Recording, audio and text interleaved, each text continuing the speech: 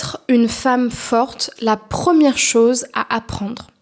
Bonjour à vous mesdames, j'espère que vous allez bien et bienvenue sur ma chaîne YouTube C'est mes plus, dans laquelle aujourd'hui j'avais envie de vous parler de ce qu'on peut appeler la femme forte, de qu'est-ce que c'est d'être une femme forte et de comment on peut justement renforcer sa force intérieure ou justement gagner en sécurité émotionnelle par rapport à ce qu'on est, par rapport à toutes nos capacités quand on est dans des moments de la vie où il y a plein de choses qui nous perturbent et qui nous fragilisent. D'accord ?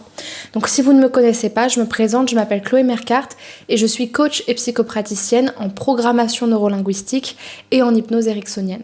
Plus particulièrement, j'accompagne les personnes qui souffrent de dépendance affective et qui manquent d'estime d'elles-mêmes à trouver l'amour ou à se sentir beaucoup plus sereines et apaisées dans leurs relations amoureuses déjà existantes. Si vous n'êtes pas encore abonné à la chaîne, je vous invite à le faire maintenant en cliquant sur le bouton rouge s'abonner et en activant la cloche des notifications pour recevoir une prochaine vidéo tous les matins à 8h.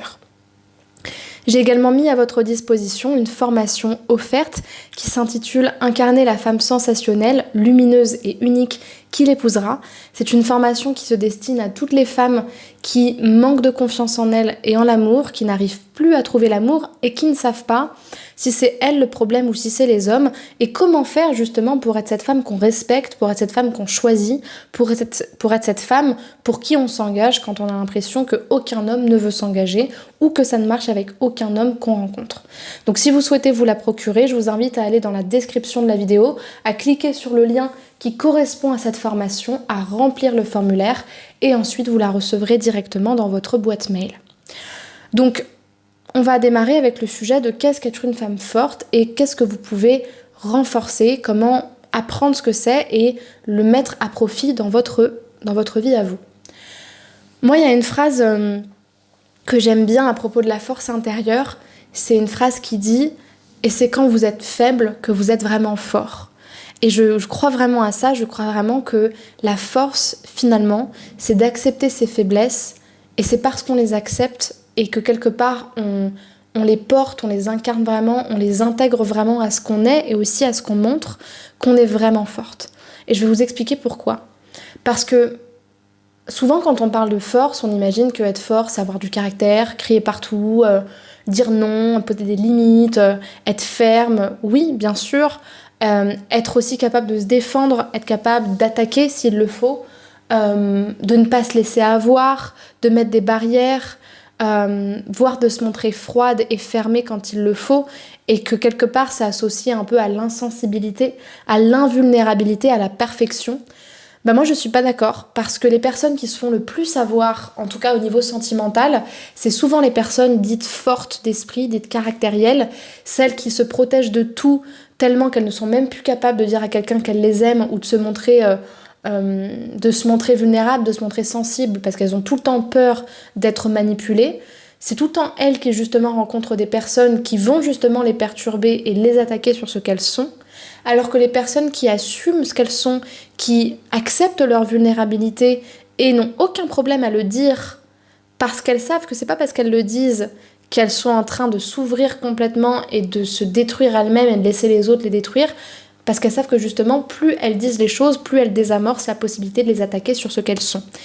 Et donc, justement, je voulais en venir au fait que la force, à mon sens, elle n'a pas de sens si elle est synonyme d'épuisement émotionnel, d'épuisement relationnel, de résistance face à la vie, face aux choses, de contrôle face à ce qui est, ou face à toutes les belles choses de la vie qu'on peut avoir et qu'on peut goûter et qu'on peut expérimenter, et surtout de non-acceptation de ce qui est dans nos relations. Ce que je voudrais dire aussi, c'est qu'il y a beaucoup de femmes que j'accompagne.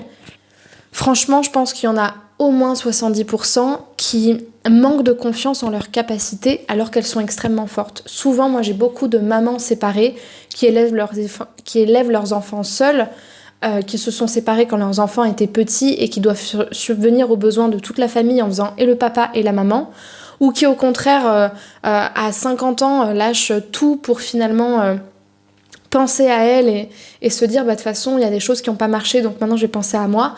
Il faut être extrêmement forte et avoir beaucoup de capacités pour assumer justement toutes ces choses-là et pour assumer sa sensibilité. Et vraiment, j'ai vraiment à cœur de transmettre ça aujourd'hui, c'est que ce qu'on pourrait voir comme de la faiblesse, ce qui est bien souvent de la sensibilité, de la profondeur et du ressenti, ce n'est pas de la faiblesse. C'est justement une très grande force d'esprit, une très grande liberté d'être, une très grande affirmation de soi, beaucoup plus que le chihuahua qui se met à crier à chaque fois qu'il voit quelqu'un passer sur le bord de la route. Et ça demande justement beaucoup plus de sagesse intérieure que des personnes qui ont besoin de porter un masque pour être insensibles, entre guillemets. Donc pareil, encore une fois, j'ai beaucoup de femmes qui s'autorisent à se libérer, à vraiment pleurer, à accepter leurs émotions. Accepter ses émotions, c'est une grande capacité. C'est être doué d'une bonne conscience de soi, d'une bonne observation de soi, d'une bonne intégration, d'une bonne association avec soi-même. Et donc ensuite, c'est un vecteur pour la résilience. Donc pareil, il faut être fort pour accepter la désagréabilité de ce qu'on vit et se dire qu'on va s'en remettre et se dire qu'on a toutes les ressources.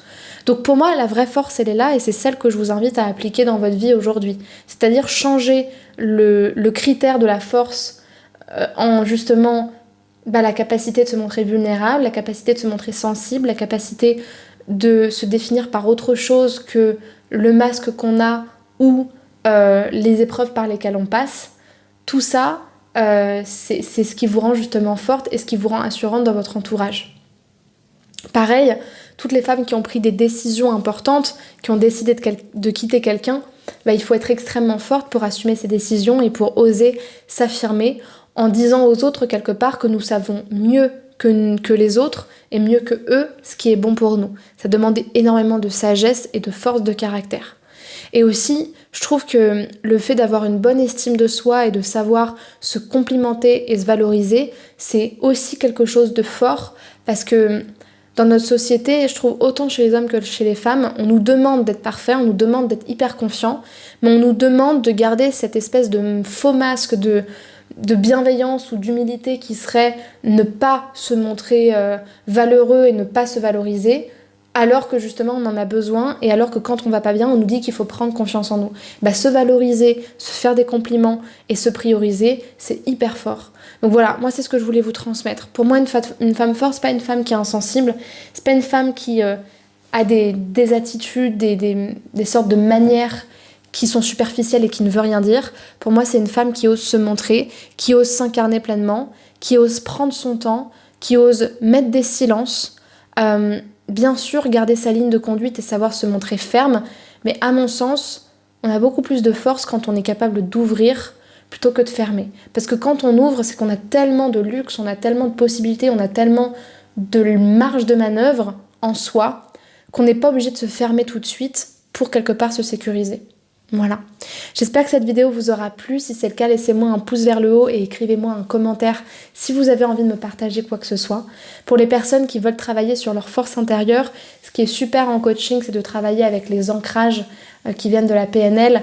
Donc les ancrages, c'est le processus en fait qui va lier un stimulus externe avec un stimulus interne pour créer justement un ressenti particulier qui est valorisant pour vous, en d'autres termes la force intérieure. Il y en a plein qui existent, le cercle d'excellence, la remontée des niveaux logiques.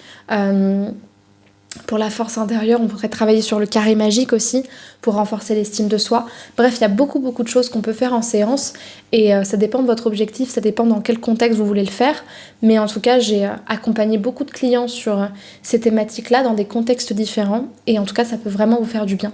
Donc si vous souhaitez faire un coaching ou plusieurs séances avec moi, vous pouvez tout à fait réserver votre entretien avec moi de 15 minutes pour qu'on puisse discuter et savoir de quoi vous avez besoin.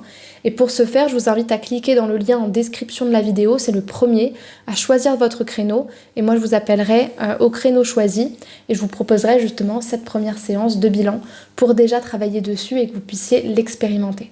Je vous remercie pour votre attention et je vous dis à demain pour une prochaine vidéo de coaching sentimental. Au revoir et bonne journée. Au revoir.